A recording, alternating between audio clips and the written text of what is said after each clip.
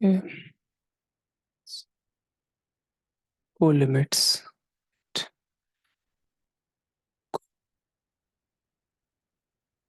Colimits in a category.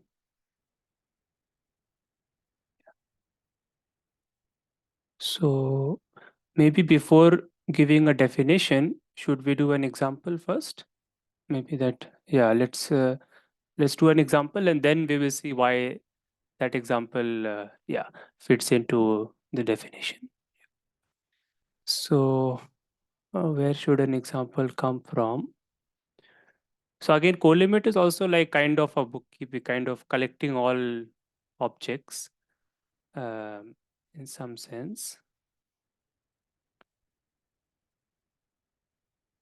Mm, yeah, maybe from groups itself we could give some example. Not sure. Okay, let me. Hmm.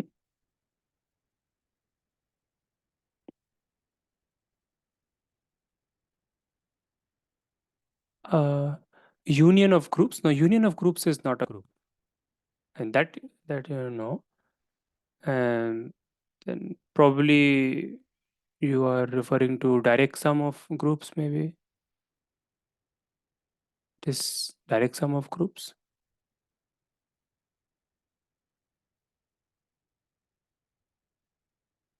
No, okay.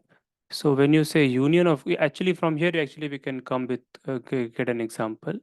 So let's look at this union of groups. So what is your setup? You can tell me.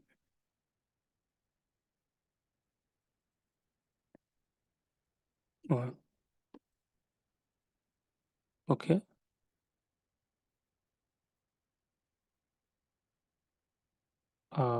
Okay. So okay, so you have two groups or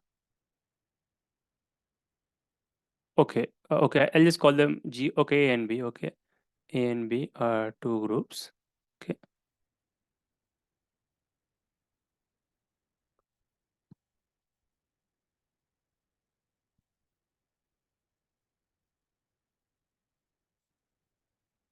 Okay.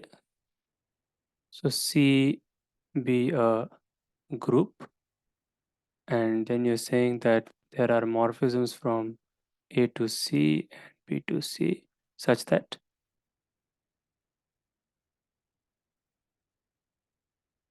uh-huh,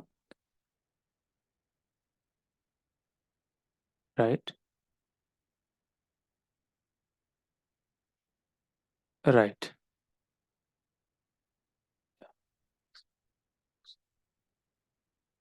So maybe we can call this phi 1 and phi 2. Then given any f and g, there is a map f tilde such that right. Hmm. Yes, but so this object C is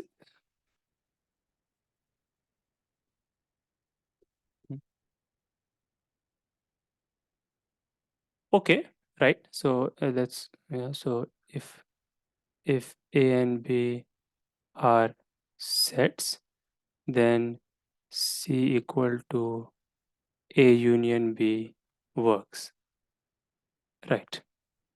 Yes, yes, there is. And can you make a guess what that should be? There is. So you want that any map from A to B, A and B to any object that should factor through this. So that is actually called a direct sum, and but that's a name. The construction should be so this, and the construction is very as expected. The construction is as expected. This is as a set. It is just pair of just a Cartesian product, and the binary operation again is just component wise, meaning the simplest thing that is there. So this addition here, I am using the additive notation.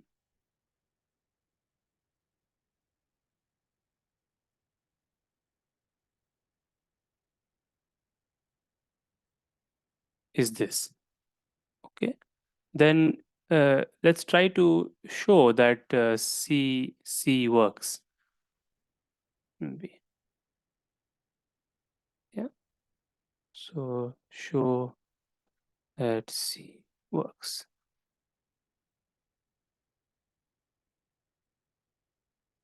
And also,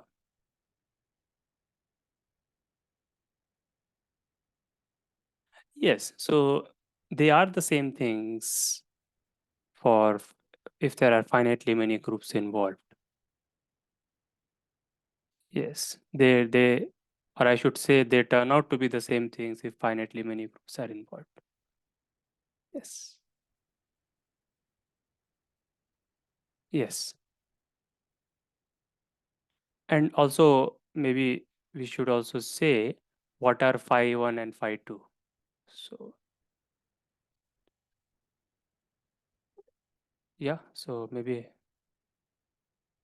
right, yeah. So, phi 1 and phi 2 are um, natural inclusions.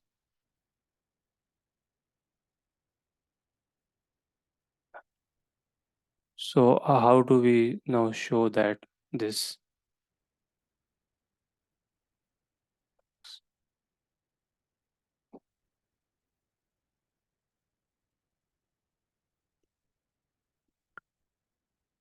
So, really, I mean, there is not much choice, right?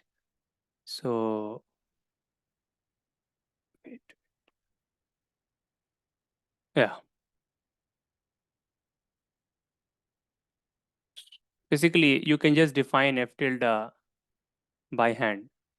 Just manually, we can just define it. So, f tilde on a comma b is equal to,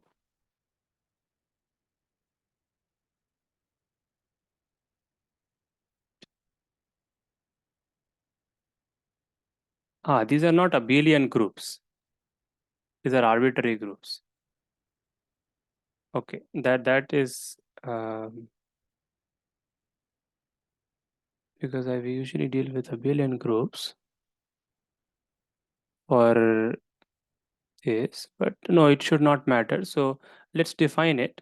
So f tilde of a comma b has to be, it has to be f of, okay, I have defined f.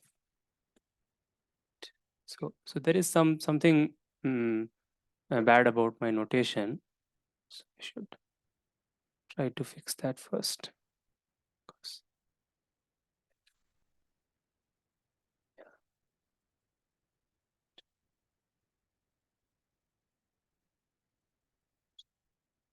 Yeah, so let me call this thing psi. F tilde is not a good notation because that, yeah. So now psi of a comma b, if I define it to be g of a plus f of b, it has to be this, isn't it? Like there is no other choice. It has to be this. So does it work? Is this,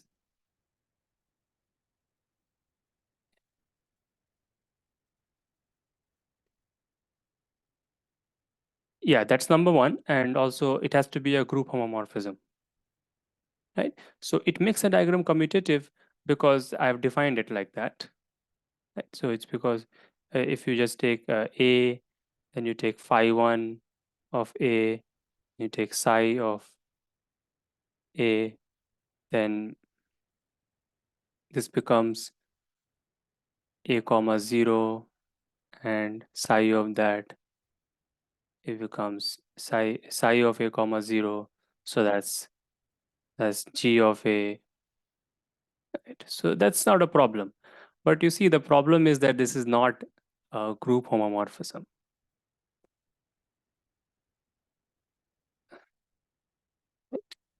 It's not a group homomorphism, and my additive notation is probably misleading, but otherwise you can see that it's not. But let's just check it. So um, yeah, so let's just check it. B1 plus B2, then this will go to G of A1 plus G of A2 after using the fact that G is a group homomorphism, and F of B1 plus F of B2 and so on. But of course, if you look at psi of A1, but I mean, I probably it's very clear now that it is not, but I'm just writing it. So G of A plus F of B1 plus G of A2 plus F. Yeah. And they are not equal, right? So yeah, so this works if maybe here I'll just write abelian. They are abelian groups. Okay. So in the category of abelian groups, the do you have a name for such a thing? A C which satisfies this? You can call it union. The union is the direct sum. Okay. Uh, that's, you can call that. And yeah, union is a direct sum. The official name for such an object C is a coproduct.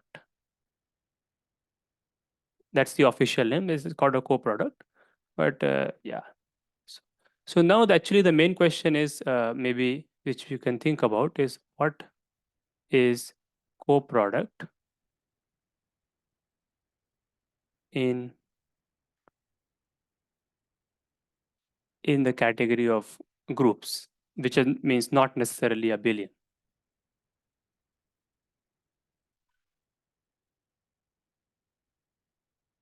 So we'll just use this notation GP. This is the question that we should now try to answer, right?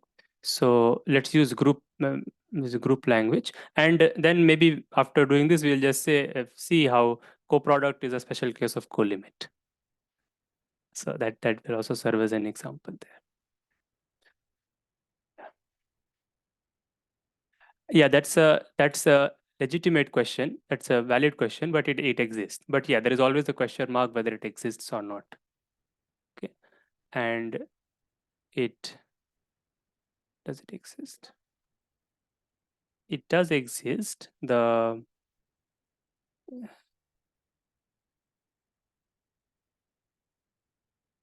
Yes, the that's what I call the free product. Yeah, so let's try to see. So in order to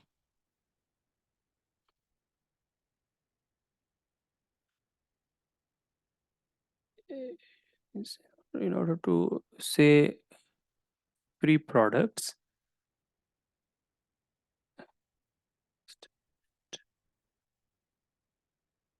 maybe we will just say it directly. Yeah, maybe we will just say it directly, right? Without go, because I don't think it's needed to give motivation. You'll see, you will understand it easily. So let G1 and G2 just be groups, and just drawing the same thing again. G uh,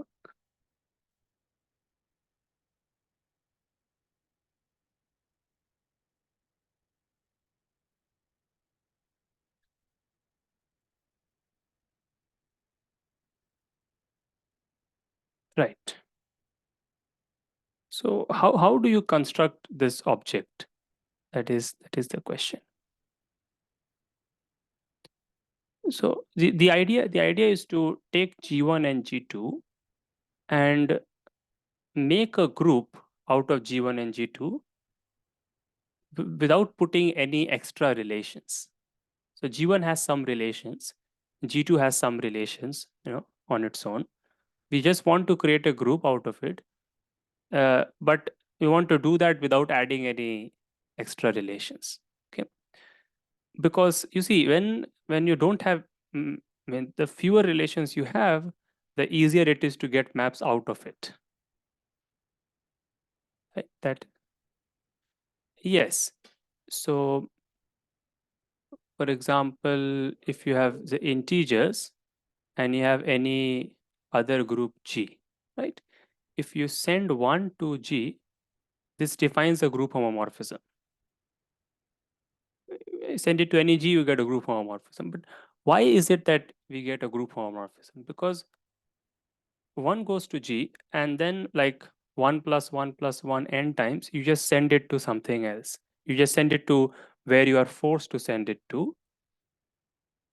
And uh, if you see, the the only problem that comes in something not becoming a group homomorphism is when two different expressions are actually equal.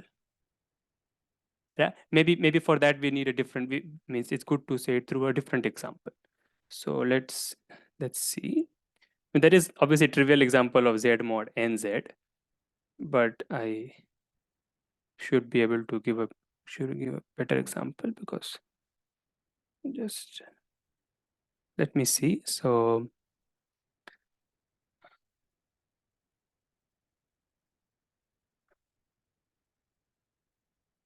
mm,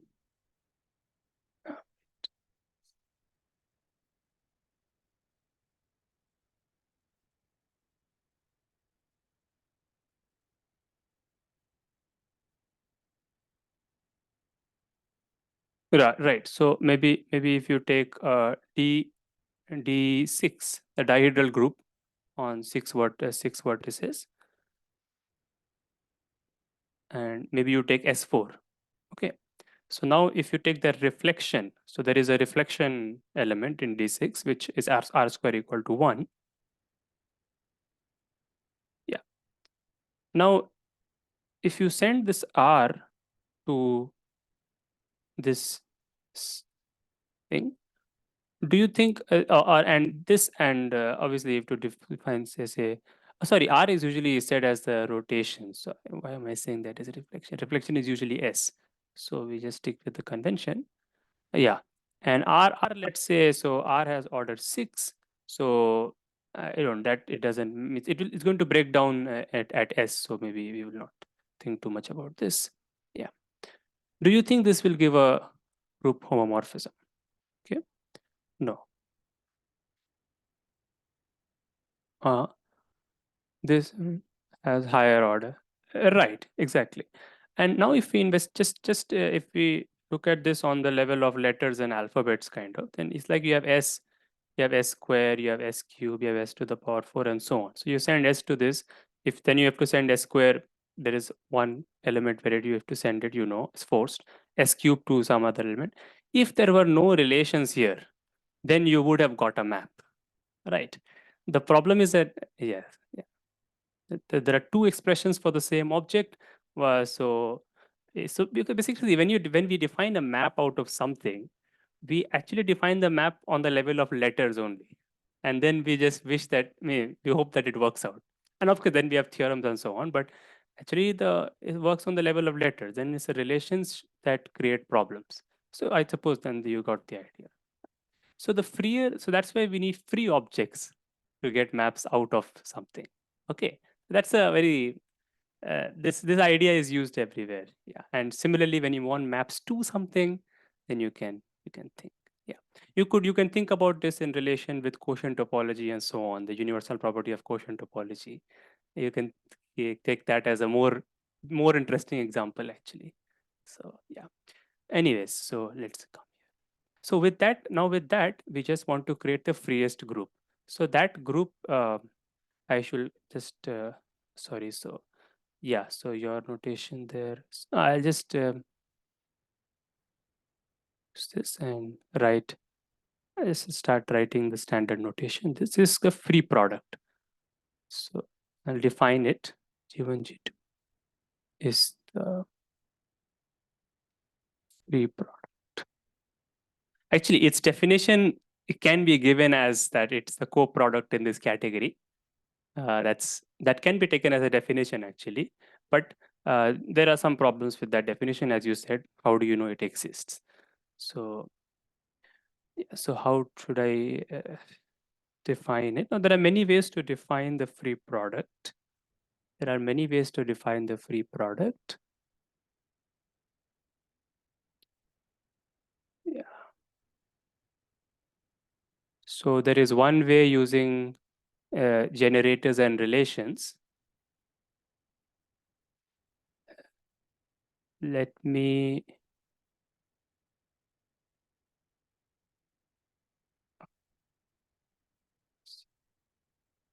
Yeah, let me first write that to gain some confidence, maybe because I'm writing this after thinking about this after a long time.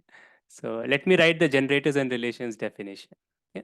So this, let's say that G1 is, and this definition is really very elegant. So G1 is, but also it doesn't tell much in some sense. If G1 is, uh, so the generators relations rule is that you write some generators and then you write a collection of relations, which is just Ri equal to, now I will stick to the multiplicative notation actually, obviously. So this, okay. So Ri, is just a word in the GIs. Yeah. So this is, so this, and and now maybe you can just tell me what the definition should be.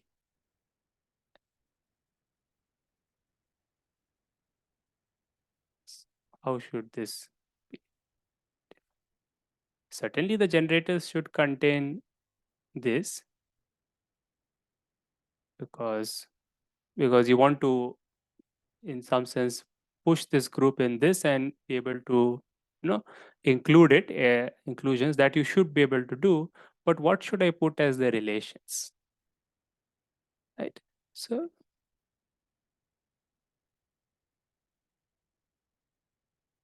yes, and before maybe I should also correct this. I've written this wrong. This also ranges over I, and this has to range over J. Ri is a word in GI. So that I'm not defining it, but I suppose you are. Is it clear that it's a word in GI? So it's like, yeah. So yeah. So and then you can understand that the relations are these relations, all over all i's and all j's, right? I should write more carefully, but this is the definition. So it's just a just the relations which you have to put in. But why do you have to put in? Because you want to get a map from G1, right? So the relations that were in G1 will carry forward to the free product. Like if the order of an element, as you just said, was 2, then its image should have order 2. Those kind of things. So this is what you have to put in, and you don't put in anything else. Well, that's in some sense wrong, because you take the, because when you write this, it doesn't mean that these are all the relations, right? It means that this determines all the relations, right? So you have to sort of take all the relations generated by this, which, and we, yeah, that is understood. So here obviously it may happen that when you consider all the relations generated, you may actually get a much bigger set of relations, which may drastically have a drastic effect on the group, on the free product. Yes, right. So that's that. So yeah, now let's just maybe I just, can we give a more explicit definition of G1 star G2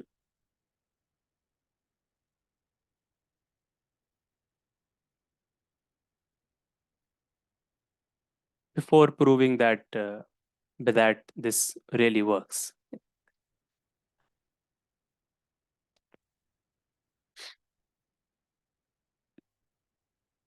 Describe.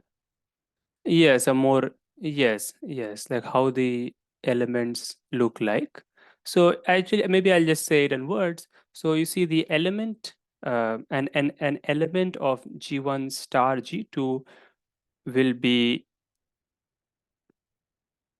a word which has elements from G1 and G2 in alternating order, as you understand, right? And basically, what I mean is that like those expressions will be all that you need. You may have other expressions, but they will be reducible to such expressions, right? They'll be reducible to basically. Maybe I should just better to say that two adjacent uh, elements should not come from the same GI. Same. There are only two things here. Right. So then you understand, right? And now maybe you can take it as an is try to think about why this does it. Okay. Yes, I will maybe some sort of a. I will just say because I'll say that my definition is not yet nice enough, is not yet good enough to make this problem trivial. It's not yet obvious that everything will work out. Okay, but you think, and if needed, you may have to give a better definition of this. And there is a better definition, but maybe I will let you think about that a little bit. Okay, in terms of free groups, then it will be. Because yeah, so then maybe through that you can discover some more. Okay, so this thing, and then you should also try to then the obvious things are you try to prove that this thing is same as the direct sum if G1 and G2 are abelian, right? Because it should be. You can try to prove all those things. So right, so this is a thing, and now let us take an example of a colimit. Okay. Yes. So, okay, since you know the definition of a colimit, do you see that this is a colimit?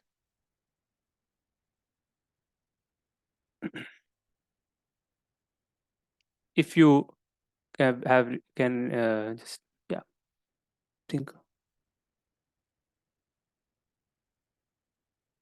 right, and what is that? So yeah, so does it satisfy that property?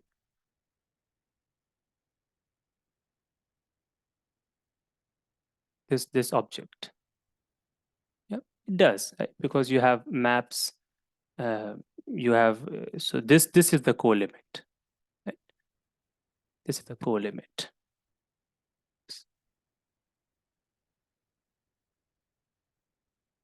Do you see that? Mhm. I mean, in some sense, it's a very degenerate case, but it is a co-limit because usually, so maybe we'll just briefly say about co-limits and check if we have the same definitions. So co-limits. So co-limit. So what is a co-limit? Is it an object or is it a diagram or what is it? Okay, but it's an object associated to what?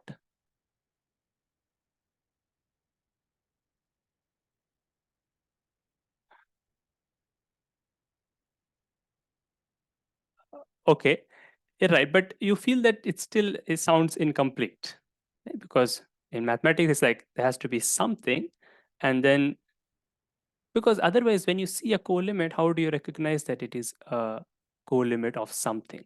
Because wherever we are seeing co-limits, we are first seeing some setup, and we are saying that this is the co-limit of that setup, right? Yeah, so let's make that otherwise you see the definition will be incomplete. Yeah, so co-limit of a diagram.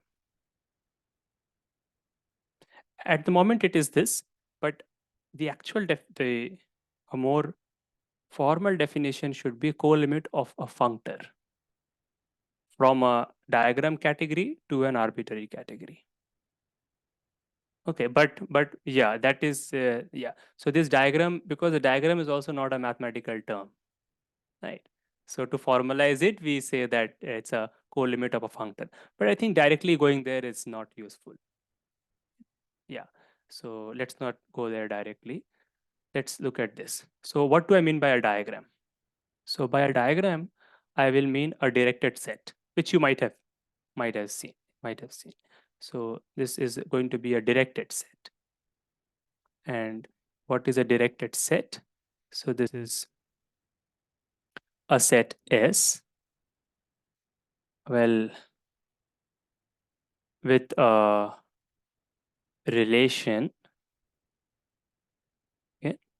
And this relation, yes, so it is not a partially ordered set, but in most situations that you come across, it will be a partially ordered set. That's why I'm writing this notation. Okay. So, but let me write exactly what it is. This is um, obviously it is transitive. Right? You do not need it to be antisymmetric, and you do not need it to be reflexive. Might be wrong about, but let's, I mean, we see if it's needed or not. Okay.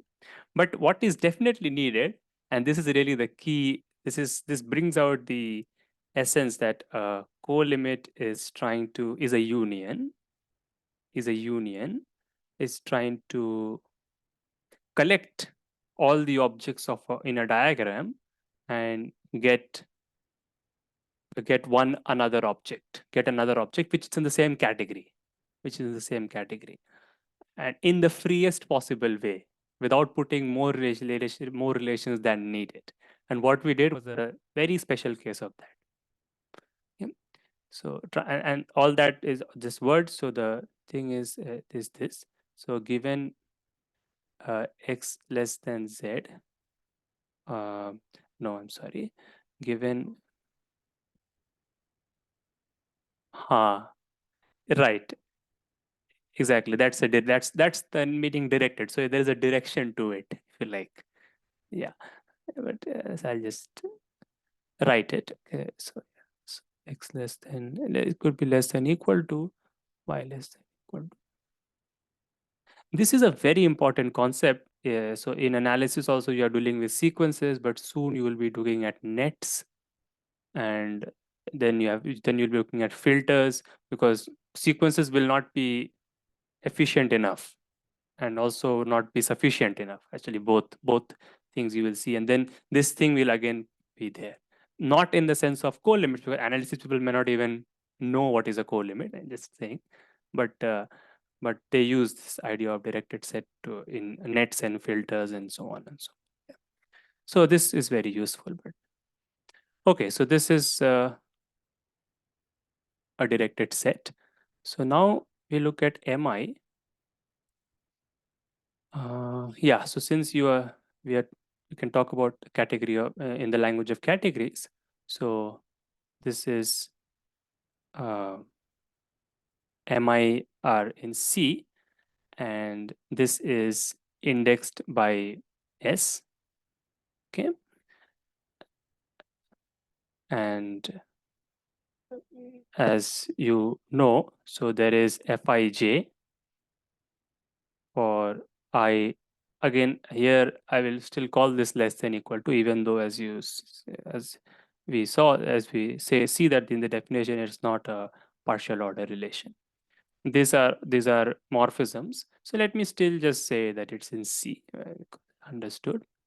Yeah. So in our previous example, this morphism was not there.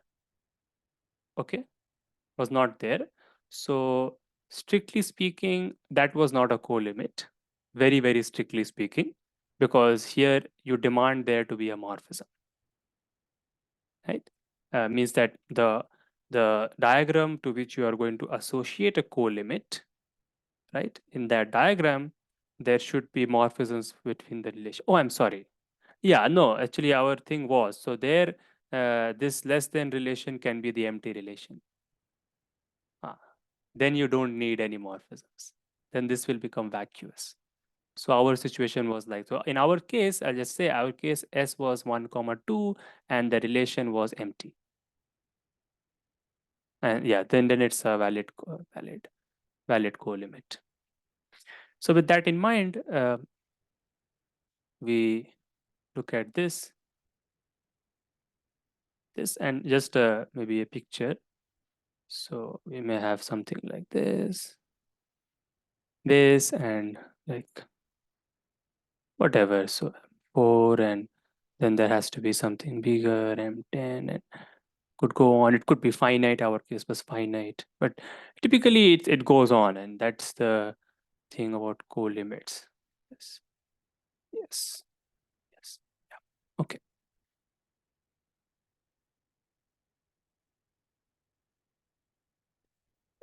Yes, but our set was an inversive system. It was so this condition was not there, I think, right? This condition was not there, and it was a partial order. Maybe, yeah, but this condition was so there. You don't need this condition because inverse limits have a slightly different purpose. Is you can just say that it's a dual. If you reverse the arrows, it becomes an inverse limit. That's fine, concept. That's fine, but what it really, the kind of objects it constructs are some is different. It's not a dual of the object of the object constructed by the limit. Yeah, I would say that. Yes, they are very different things. And inverse limits are really limits, and co-limits are bookkeeping. If I have to say like a very vaguely, this is actually the thing. That inverse limits are actually limits, and also in category theory they are called limits, and these are called co-limits. Okay. Yeah. Yeah. I mean, yes, there is more to it. Yeah. Even I don't know. There are many other things like filtered co-limits, which I know, but then there are other things. Yeah, there are some homotopy co-limits are there, which I know, but then there are some other limits which come in something called infinity categories, and that I do not. Yeah. So yeah, right. So anyways, we have this now.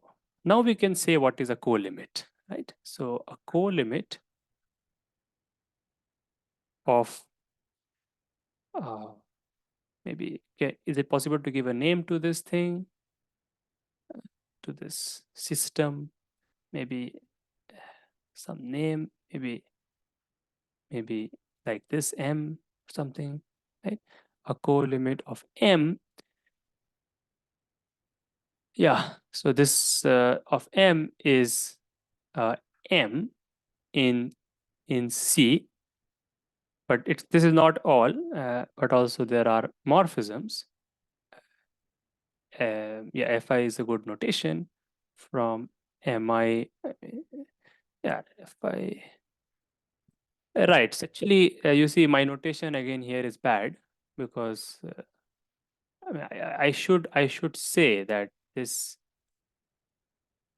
that if I just write Fij, it's not nice. You should write that it is like this. I mean, I've written it later, but at that point it is okay. Then it is right. It's fine. Yeah. All right. So then, yeah.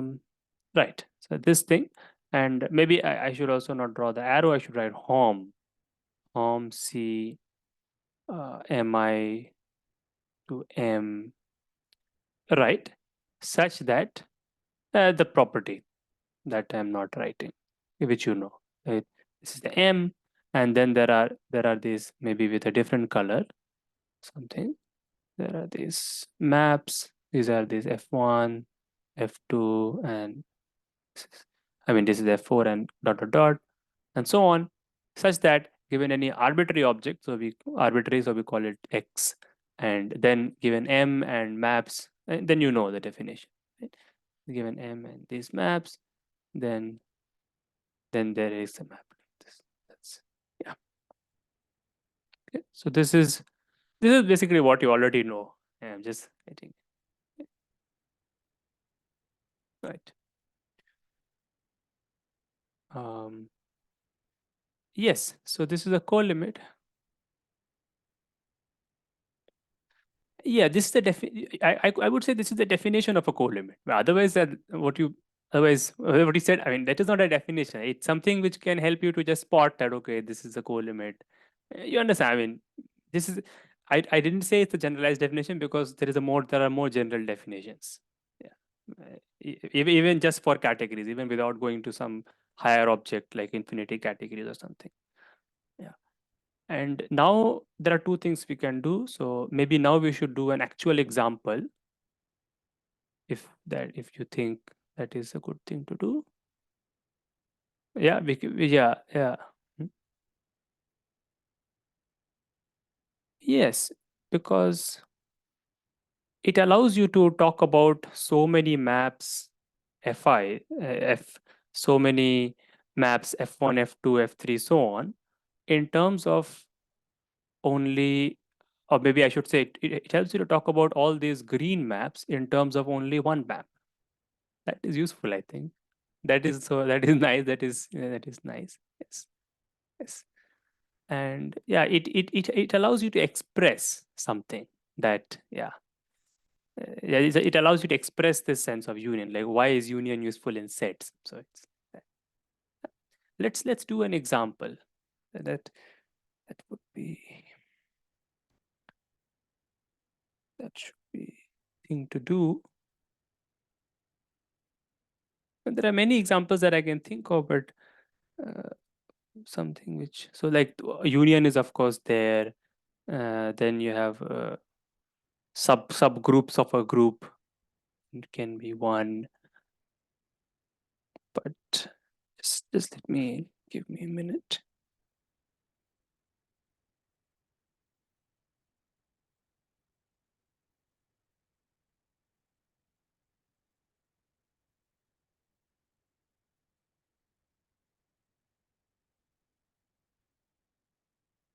Yeah, I want to talk about something as talks of a sheaf.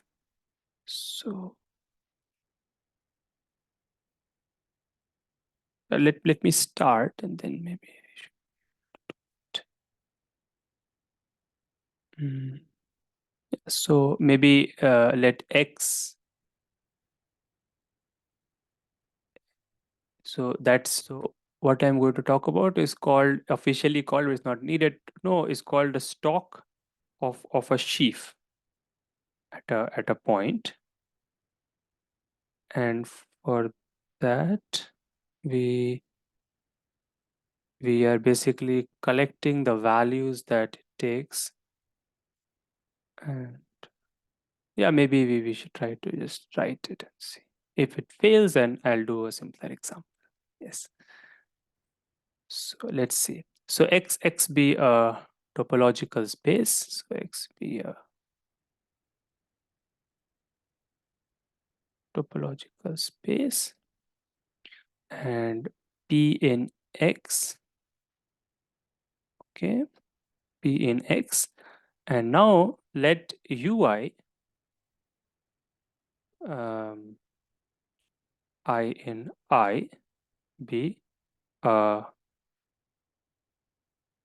basis at p. This this is okay. This is a note here. Yeah. Yes, it contains p. Each UI contains p, and it's a basis, which means given any open set containing p, there is an open set from there is a open from the family contained in it. So it's a local base. That's better to say it's a local base. Okay, nice. So that's good.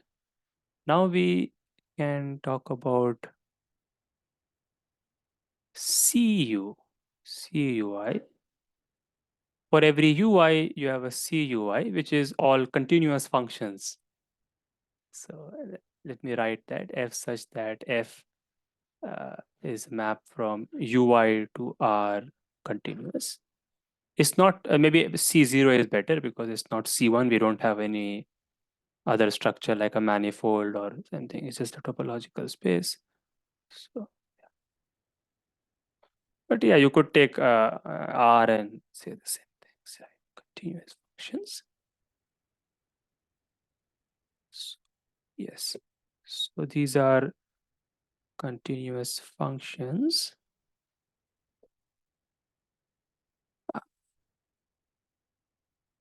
Yes, the reason, I mean, if one goes forward with this, what one gets is a very interesting thing. You get something called a local ring, a ring with only one maximal ideal. Uh, but how to do that in the setup? Yeah, so how to do that, I will know if I first write things like so. Like, what is the obvious directed system that we should think about? Right, then it's better. What is the obvious directed system? So we put a relation. We say that UI is contained in UJ if if um, if UI contains UJ. Okay, so the UJ is far farther towards the right if it's actually contained inside.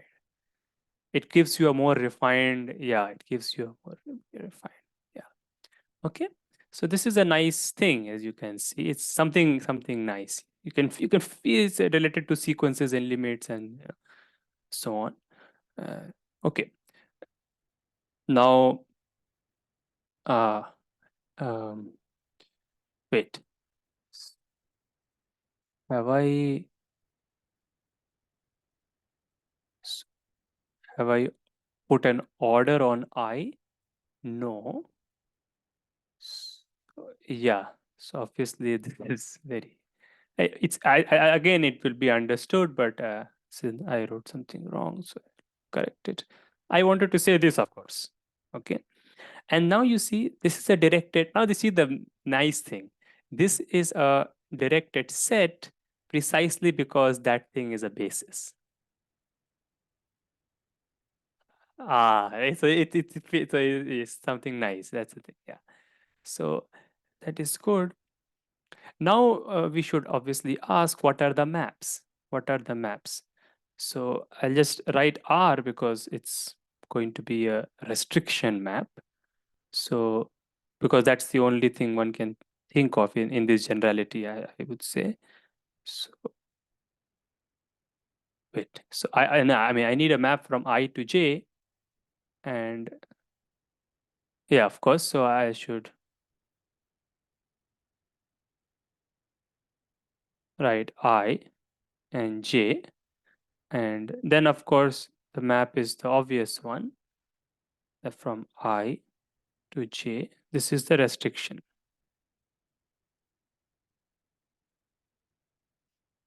Okay, that's cool, right? Yeah.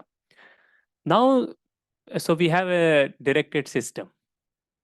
So this restriction is just restriction of the function from UI to restricting on UJ.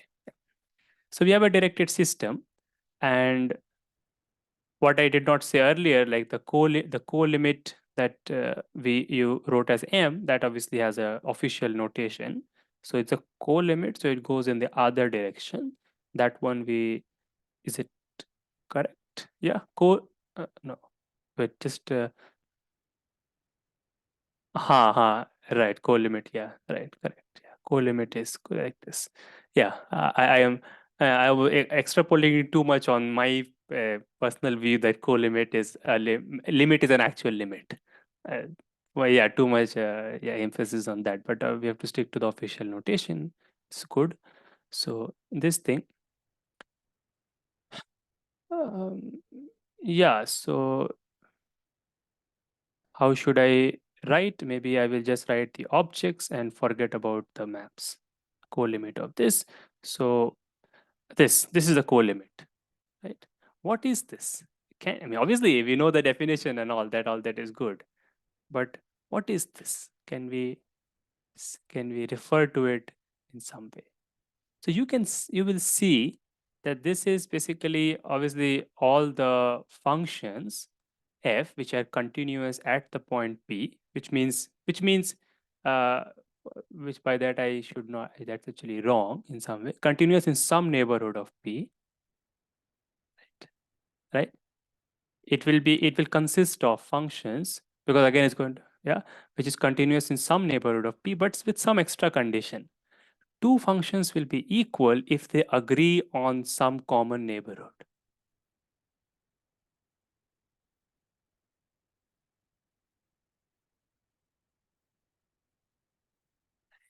Yes.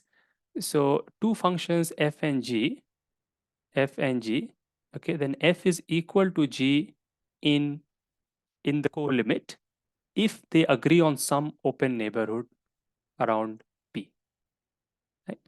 Equal to G in maybe C if, like, so there is an analysis meaning. This is an algebraic construction, but the analysis meaning is if F restricted to U is equal to G restricted to U for some U, obviously containing P.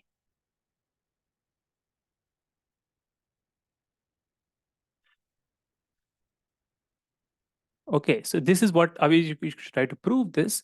And while proving this, you will also uh, maybe I think about how to actually construct this M. We never talked about the construction, right? We never talked about it, and it may not, as you say, it may not actually exist in any category. Okay, so when it exists, for example, you can first take the category of modules over a ring, or you can take the category of abelian groups. You try all the things, right? Sets, abelian groups. Now you have non-abelian groups. You have a sample of you have a sample kind of for two for a trivial case, not trivial, but actually small case. Try to see if you can generalize it. How do you construct these M's? The construction you will see is sort of different for different categories, and that is why this concept is sort of a meta concept naturally, right? The definition is one in some sense, but the internal nuances, obviously they are there. Here you try to construct, and when you construct, you will see that this is true. Or maybe you can actually see this without constructing also. You can think about it, okay? But this will happen. So what this is trying to capture is basically it's trying to capture it's a very important thing actually. It's trying to capture directional derivatives. Okay, like two is saying that if two functions have the same directional derivative, then I'm going to call them the same. Okay, and that's what will happen here, right? Because if f and g have the same directional derivative, sorry, if f and g agree on some set, any set u, it doesn't have to be any one of those in the system. Hey, if it agrees on any set u, then they will have the same directional derivative. Okay, so if you're studying some concept which only depends on the directional derivatives, then you should look at functions modulo this relation. And so you should look at the co-limit. That's the correct thing to study then, because you'll be getting rid of the other things, right? Other features which you don't want. And that is sort of very important because in manifolds, when you want to define tangent space, then you do it through curves. And if two curves defined have the same, turn out to have the same directional derivative, then you don't want to call them different objects. And so what you take is actually the co-limit of the collection of all curves and so on and so on. So it is it is important. It is also important in another concept, but that is more sophisticated. It is called sheaves and so on. So we can talk about that later. Sheaves are what? So sheaves basically is a geometric setup where the patches are these kind of phenomena is happening in patches, and one has to glue them, and you get a thing called a sheaf. Yeah, but we can.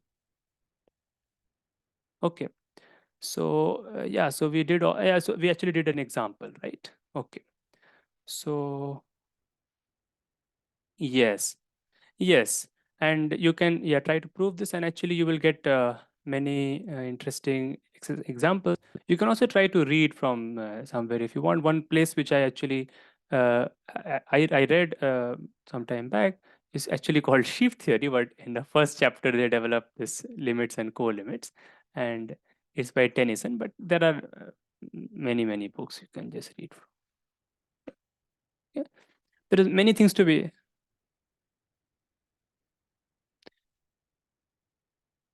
Oh, yes, yes, it will be very nice to read. Actually, the book is called Basic Category Theory.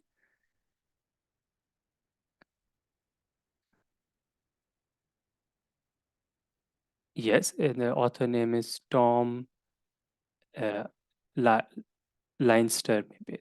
Spelling is this, the pronunciation might be wrong. Tom Leinster.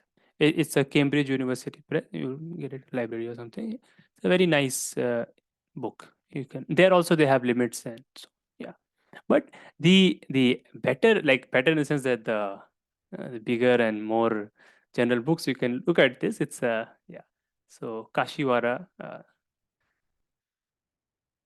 So I mean, coincidentally, the name of the book is Categories and Sheaves. So it was not intentional, but yeah, Kashiwara and uh, Sh- Shap- Shapira or something. I cannot pronounce. And this I don't know their other names, surnames or something. Yeah, and the book name of the book is Categories and Sheaves. Okay, I have read a part of this book, very small part of this book, and if you are interested, then it's very good book to read. Uh, Yeah, it's one of those yeah books, and then they have written another book which is called Sheaves on Manifolds, where they apply the theory of sheaves in manifold theory. It's a circle of ideas. Yeah, very interesting stuff. Anyways, yeah. So you read this. So hmm? Yeah, I mean it's fine. I think because you don't you have some examples, but when you have more examples of mathematical objects, then it will be easier. But again, maybe then the example, then the definitions will become even more abstract. So I think it's yes, yes, and yeah. So that's it. But then actually more abstract definitions will come. So I think it's a lifelong struggle for everyone. Yeah, for all mathematicians who are trying to learn new languages like higher abstractions, I think the struggle is always there. So I see even so professors who have learned all these things and they are trying to learn something more, like something topos or something, topos theory or something. They struggle with that. So it's a lifelong struggle. Yeah, but it should do. So yes, like I think today one new example which you got is this free group free. It's not yeah, it's a free product. It's called free product, and also this example from analysis. So yeah, okay. Yeah, okay. We thought we'll stop here, and we. I also wanted to think about maybe that SN. Where you can maybe if you think about it, you can tell me. SN is a Galva group over Q. It is, but how to prove that, and what other groups are there, and so on. Yeah. Anyways, I mean, there is only finite number of things you can think about. So, yeah, it's yeah, yeah. Okay, I think it was. Huh. Yes. Yes, surely that will be nice. Yeah, yes, commented. Yeah, I'm just reading some things. Yes, on triangulated categories. Yes, yes, and there we have this notion of co-limits there also, but it is slightly weaker.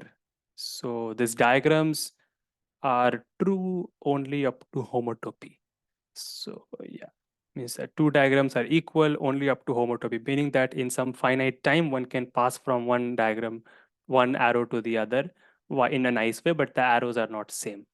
So some yeah, like here is like everything commutes, right? So this composed with this is this, but there it will be this composed with this is not this, but you can fill that shaded region in some time and come here. So that's a homotopy code. But for that, you need to have the notion of homotopy in place, right?